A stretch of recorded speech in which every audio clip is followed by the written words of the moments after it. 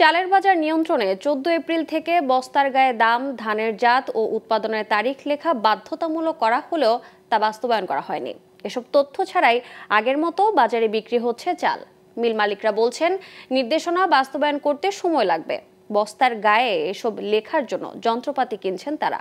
আর প্রশাসন বলছে, এসব তথ্য ছাড়া নতুন উৎপাদিত কোনো চাল বাজারজাত করলে জরিমানা সহ শাস্তির আওতায় আনা হবে মিল মালিকদের। কুষ্টিয়া থেকে সোনিয়া জিমের তথ্যচিত্রের ডেস্ক রিপোর্ট।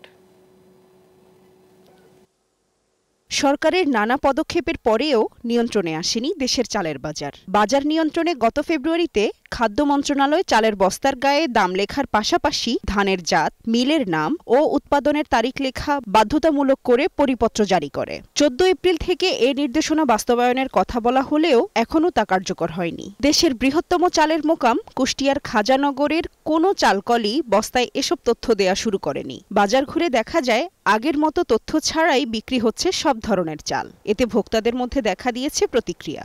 ধানের জাত, চাউলের নাম, মেয়াদ বিস্তারিত লেখা থাকবে, কিন্তু এখন পর্যন্ত সেটা লেখা হয়নি।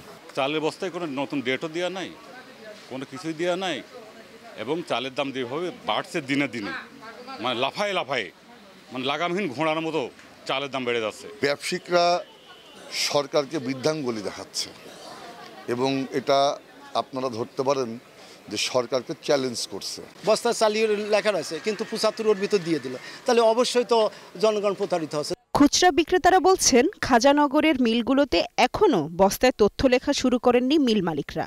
রেট এবং ডেট এবং ধানের জাত এগুলো বস্তায় গায়ে লেখার এটা যে প্রক্রিয়া করছিল, এটা আসলে সরকার যে 2 মাস টাইম দিছিল, তারপরও আমরা দেখছি যে এটা বস্তার গায়ে কোনো কিছু আসে নাই। যেহেতু নতুন কেবল ধান ঢোকা শুরু হয়েছে, নতুন চাল একবারে ওরা এই প্যাকেট সহ দেবে। এটা মিল মালিকরা বলছেন, সরকারি নির্দেশনা বাস্তবায়নে সময় লাগবে তাদের।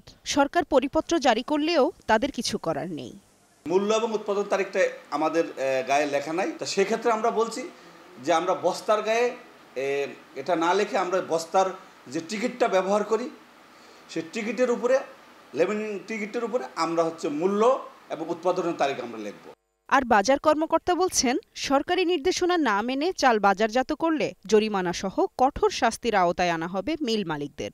কৃষি বিপণন আইনে স্পষ্ট বলে দেওয়া আছে, 1 লক্ষ টাকা প্রথমবারের জন্য 1 লক্ষ টাকা অর্থদণ্ড ও 1 বছরের কারাদণ্ড। যদি কেউ সেটা ভায়োলেট করে, দ্বিতীয় টাইমে কিন্তু তার দ্বিগুণ করার সুযোগ অলরেডি কৃষি বিপণন আইনে করে দেওয়া হয়েছে। বাজার নিয়ন্ত্রণে বস্তার গায়ে চালের দাম, ধানের জাত ও উৎপাদনের তারিখ উল্লেখে সরকারের নির্দেশ আদৌ কার্যকর হবে কিনা তা নিয়েও দেখা দিয়েছে সংশয়।